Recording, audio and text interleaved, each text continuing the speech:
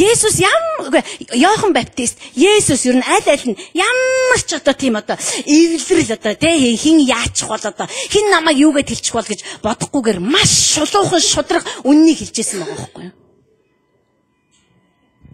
Биднийг өнөөдөр хатуу ярьж байгаа хэрэг би гайхдаг. Бид нар л өнөөдөр хинэгч та нар эзэн та нарыг шатаах гэж байна гэж яриаггүй ш. Тэгээд нээлттэй тэнгэрүүдийн өдөр ирж байна гэж. Бид нар нээлттэй тэнгэрүүдийн өдөрт өөрсдийнхөө зүрх сэтгэлийг байх ёстой байранд нь аваачих ёстой. Та ямар газар очих ёстой вэ? Та түүнтэй хаанчилдаг тэр байр суурьнд очих ёстой. Өнөөдөр мэдээж бид нар бүгд өсөж яваа. Гэхдээ бид нар улам өссөөр байх ёстой. Бидний дотор түүний мөн чанар улам нэмэгцээр байх ёстой. Надад Джонатан Дэвидийн тэр зүйл юусоо мартагддаг байхгүй юу? Би та нар зөндөө ярьжсэн гэхдээ би дахиад ярмаар байна. Би бүр өдөр болгон энийг би өөртөө хэлдэг. За суудаа. Чи энэнд л үхэж бол. Чи энэнд л үхэх ёстой ш. За чи энэнд л өгөөш тавьпаа. За чи энийг л тэжээрээ. Огч шүү. Өөртөө би хэлдэг. Тэр ямар зүйл байсан бэ гэхээр Джонатан Дэвид цэрэг болоод байлдаж авсан. Тэгээ байлдаад явж исэн чинь яг эндээ шарх авсан байхгүй. Тэгээ шарх авсан чинь нөгөө ч аим мэдээж өвдөж шархацсан юм чинь. Тэгээ нуувчандаа суугаад шархаа ингээд янзлах гээд оролдож ирсэн ингээд арчиж марчаад цусмасан. Тэгэнгүүт ариун сүнс юу гэж хэлсэн бэхээр чи яг одоо босоод явахгүй юм бол дайсан чам руу ирж явна гэж. Тэгээ өндөгөө таарсан чи нэрээ яг дайсан түүнийг алах гээд ирж ирсэн. Тэнгүүд нөгөөд чи шууд эргээд дайсантайгаа тулалдаад цаашаа явсан. Тэгээ байлдаал яваад бас нэг харсан чинь энэ дээрх шарх нь эдгэрсэн байсан. Тэгээ энийг юу гэж ойлгож ирсэн бэ гэхээр Джонатан Дэвид өөрөө сургаал дээр ярьжсэн л да. Бидний сэтгэл зүрх энэ замаар явж байхад айгүй олуудаа шархалнаа.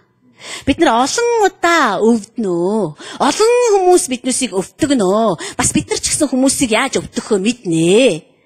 Харин бид нар шархаа боохгүй л суух тоолондоо дайсан биднээсийг алах боломжтой гэдгийг ойлгох ёстой гэж.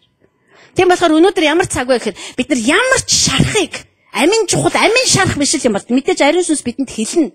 Ариун сүнс анхааруулж байгаа байхгүй тийм ч бос одоо наад шархаа түр орх. Чаагаад үл чамайг алах гэдэг цаанч. Эсвэл ариун сүнс хэрэгтэй гэж үзвэл надтай хэсэг суугаад тэр шархан дээр минь ажиллана. Гэхдээ л хилээд байгаа санаа нь чи хуучин шиг байж болохгүй л гэж хэлээд байгаа байхгүй. Бид нар маш хүчтэй, маш нухацтай шийдвэрлэх толгойн дотор явж байгаа хүмүүс учраас бид нар ялалтын тугийг бариад явж байгаа хүмүүс учраас биднэрт бүхэл тэнгэрлэг эрх мэдлүүд нь өгөгдөж байгаа учраас хэрэг чи энэ тугаа аваад ингээ явж явах юм бол байлдаж явах юм бол дайсны ажлуудыг нурааж явах юм бол хаанчлаг чи өөрийн амьдрал дээр тогтоож явах юм бол би чиний бүх шархыг чинь явж явах замд чи итгэх болно. Би үнэхээр энийг хайста. Үнэхээр зөв гэж боддог. Энэ мэдээж тийм болохоор бид нар цаг алдахгүй. Ийм болохоор бид нар дайсанд цаг үлдээхгүй. Бид нар даагаад гарах тийм тэнхэлтэй байх хэрэгтэй эцсийн бүлэгт. Бид нар ер нь тэгэл юм болгон дээр ингээл хүүхнүүд нь уйлаа. Тэгэл эрэгтэйчүүд нь сэтгэлээр унаа. Архи уухсан чи христэн болохоор ууж болох гэсэн ямар хэцүү юм бэ гэд. Ингээд байх юм бол бид нар яаж 1 метр урагшлах юм бэ? Асваа бид тэрнэстэй амар гомцос намайг тэгж хилээд тахтай яд юм бэ? Хилэн л эцтэй ямар хамаатай юу юм. Би ч гэсэн хилүүлэх дургүй л дээ. Би ч гэсэн дургүй үрээл заримдаа бүр шүн мөн унтаж чадхаа байдаг аахгүй хүн намайг илдвэр хийцэн байнгут. Гэтэ тэгээ суугаад байвал яах вэ? Дайсан намайг алах гээд байгаа аахгүй. Тийм л учраас би сэгсэрч хаяал заасан яшиг зүгээр байлдъя дөө ш. Миний бурхан тэгээд өөрөө тийм үнэн мөннээс сэргээд юм байгаа үз. Гомдолтойгоор өглөөд цаашаа явсан дээр байгаа аахгүй. Яагаад гэвэл өнөөдөр тэнгэр нээгдэх гэж хахад бид нар гих мэтчлэнгээр суугаад байх юм бол энэ амар аюултай. Би та нарт үнэхээр хэлье заа юу. Зовлон үтсэн хүн шиг хэлье. Битгий тоо тийм юмнуудыг заа юу. Зарим нэг үгийг заа зүгээр энүүгээрээ оруулаа ийшээ гаргачих. Энэ хоёр чихийн онгорхоо ойлгочихсон. Шүн гэж гараа амар. Битгий ингээ үг болгон дээр ингээ чих тавиал тааст ингээ өлөнтэй бол бид нар түрүүчин бүтэнсээ дээр ярьжсэн шүү дээ. Хэдэн метрийн цаана ингээ байгаа юм чинь татаж авцраал өөр дээрээ ингээ овчлаа ингээ. Битгий тэг. Манай нөхөр нэг хүнтэй тааралдаад хуучин сүмийнхаа нэг хүнтэй тааралдаад тэгэд сайн байна уу гэж нэг ёжтой мэдлэлц юм а да янз нь. Тэгсэн чинь тэр нь одоо бүхэл өдөр сүмийг ёжилсан хэрэгт унтсан шүү дээ. Тэгэл пасторч гомдоод л дээ. Тэгэл магтан дууныхны өдөртөгч гомдоос та баг яаж хамт үйлчилж биднийг тэгж ёжилж чадчихна. Үгүй ёжилсан ч байсан гэсэн цааш сүмээрээ гомдох хэрэгтэй юу юм. Бид нар ч гэсэн гомдоо ивэл байна шүү дээ. Бид нар ч гэсэн ингээ яриаг ивэл зөндөө юм байна шүү дээ. Тэгээ бид нар тэрийг гол гэж үзэхгүй байна. Тэр хийх ёстой ажилч гэж үзэхгүй. Яг тэр хамтлаа тэрийг хийсэн. Айгу байлаар амттай юм байлээ. Амар муухай үнхий юм байлээ. Бид нар зүгээр хаяал урагшаагаал явахыг хүсэж байна. Ямарваа нэгэн зүйл дээр очил гэж бодож байвал. Эхнэр нөхөр ч гэсэн ялгаа авахгүй. Үр хүүхэд эцэг ч гэсэн ялгаа авахгүй. Бид нар ер нь тэгж ярих юм бол өдөр болгон хин нэгээ гомдоод ш. Миний хүүхдүүд ч намайг гомдоох үе таарна. Би ч гэсэн заримдаа тэдний гомдоох үе таарна. Үнэхээр тэ даруусаад уучлаарай намайг гэж хэлжүүл болж байна. Заримдаа хүн санамсаргүйгээр муу юм хэлцнийг мэдэхгүй яваад байдаг байхгүй хүрхээ амтан. Харин нөгөө багаас 80 хорсцсон тэнцэж байсан. 80 мургуулаад бай. Кино зохиосон сууж байгаа юм чинь. Эн чин биднүүсийг нээлттэй тэнгэр дор явахад тэнцэхгүй хүргэж байгаа байхгүй юу? Бид нар тэнцэхгүй тийм байх юм бол тийм сонин те дээшгээ хардаггүй. Тэгэл хажуу хавирга руугаа хараа ингээ явдаг хүн нээлттэй тэнгэрийн дор алхах гэж юусоо байхгүй. Тэгээ энэ бол үнэхээр бид нар одоо сүм чуулган болж гарч ирэх гэж байгаа хүмүүс. Бид нар хэв загвар үлгэр дуурайл болоод гарч ирэх гэж байгаа хүмүүс. Бид нар өөрсдөө энэ байдлыг таягдан харахгүй биднээс хин ямар үлгэр дуурайл авах юм бэ? Авах боломжгүй. Хүмүүс бид нарыг пастортай гомцсон хүмүүсийн цугларт гэдэг. Нэг хүн биднийг бүр ээж сүм гэсэн байлээ. Тэ би бүр гайхаад нэрээ ёо хүмүүс ямар хязгааргүй авд юм бэ л гэж бодсон. Тэ би гомдохгүй байхаар шийдсэн. Яа тэгвэл ээж сүм биш юм ч одоо юунд гомдох. Ээж сүмтэй адилхан юм хийжсэн бол магад. Гэтэ ер нь монголчууд юунд гомддог гэж үннийг хэлэхээр гомддог байхгүй юу? Ер нь л бол. Яг үнний нэлчээр зэрэг гомдчихдаг байхгүй. Яг л бид нар ер нь багаасаа ч гэх юм уу хайшаа үнэнд дургу болоод өссөн. Тэр өнөөдөр бид нар үнэнд дурлах ёстой. Хичнээн өвтгдөгч бай бид нар тэр үннийг тэвэрхэл ёстой. Тэгээд бид нар тэр үнэн дотор цааш явна. Тэгвэл тэр үнэн биднийг эдгэх болно. Үнэн биднийг эдгэх болно. Хоёрдугаарт.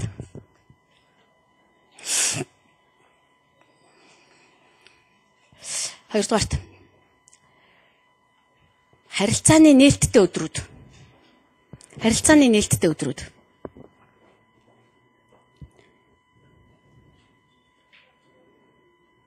Өнөөдөр бид нар бурхантай харилцах харилцаагаа оронгоор нь өөрчлөх ёстой. Оронгоор нь шүү заяа. Үндсээр нь. За би одоо хүүхэд яаж гаргадаг ярьж өгч болж байна л да. Тэгсэн ч гэсэн та ухаарахгүй. Тэр шиг харилцааг бид нар оронгоор нь эргүүлнэ гэдгийг та зөвхөн амьдралаараа туулж мэднэ. Гэхдээ маш хэрэгтэй таньж мэдэж болох үс тэр зүйлсүүдийг бид нар өнөөдөр ярих бол. Бид нар байна штэ. Бурхантай харилцна гэдгийг ер нь голцоо яаж ойлгодог байсан бэ гэхээр гол төлөв дандаа мэдрэмж дээрээ ажилдаг байсан. Зарим нэг хүн болохоор зэрэг эзэн лөө хандаад ингээд залбираа сууж хахад улаанцан ингээд яг хамаг биеэр нь юм гүүгээд байгаа юм шиг мэдрэгддэг. Тэр ерөөс худлаа гэсэн үг биш заяа. Тэгээ тэр эзэнтэй уулздаг бүр бай.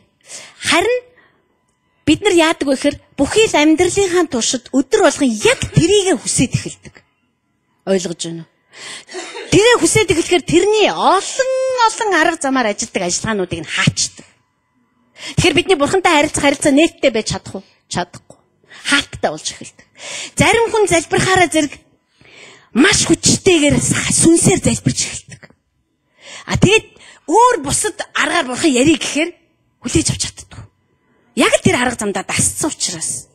Тийм болохоор бурхан өнөөдрийг хүртэл төвчээд нэгүсээд бид нартэй тэр аргаар маань ярьж ирсэн. Зарим хүн эзэнтэй уулзахаараа зэрэг яадаг. Бурхан маш их зүйлсийг харуулдаг байсан. Үзэгдэл үзүүлдэг байсан гэсэн. Тэгэхээр үзэгдэл үзээд сурчхаараа зэрэг яах вэ гэхээр хүн үзэгдэл үзэх гэлээ. Үзэгдэл үзэх гээд хүсээд ирэхээр яах вэ гэхээр энэ төсөөлөл чинь ажиллаж эхэлдэг. Яг бидний төсөөлөл чинь угаасаа юу бодсон тэрийг харах чадвартай байдаг учраас. Адгийн мууёрын сүнс ч бидэнд юм харуулж чадна. Тэгэхээр яах вэ гэхээр энэ маш их аюултай байдлаар биднийг хөдөлдөг гэсэн. Зарим хүн залбираад эхлэхээр хүчтэй иш үзүүлдэг.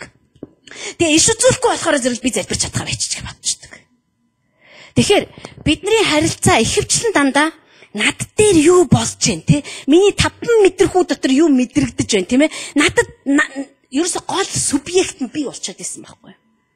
Бид нар хизээч түүний олон арга замтайг, түүний олон янзаар надтай харьцаж байгааг бид нар харахаа болж эхэлдэг. Тийм учраас л би бурхан өнөөдөр бидэнд харилцааныхаа нээлттэй өдрүүдийг өгөх гээд байна гэж хэлэх гээд байгаа байхгүй юу? Энэ өдрүүдэд бурхан ямар ч аргаар тэр өөрийгөө илчилж чаддаг гэдгийг биднэрт харуулах учраас бид нар ч гэсэн зүрх сэтгэлдээ хамаг байдгаараа нээх ёстой. Та нар хэрвээ ажилласан бол Одоо би өөрөөрөө жишээ авъя л да. Би одоо ингээд залбирхгаас сухад надад заримдаа юу ч мэдрэгддэггүй ядчихад. Миний чихэнд ч, хамарт ч, аманд ч, гарт ч юу ч тэр байтугай зүрх хүртэл чивчмэг болсон байд. Тэгээ хүн юм мэдрэхгүй болохоор зэрэг байж чадаад эхэлдэг.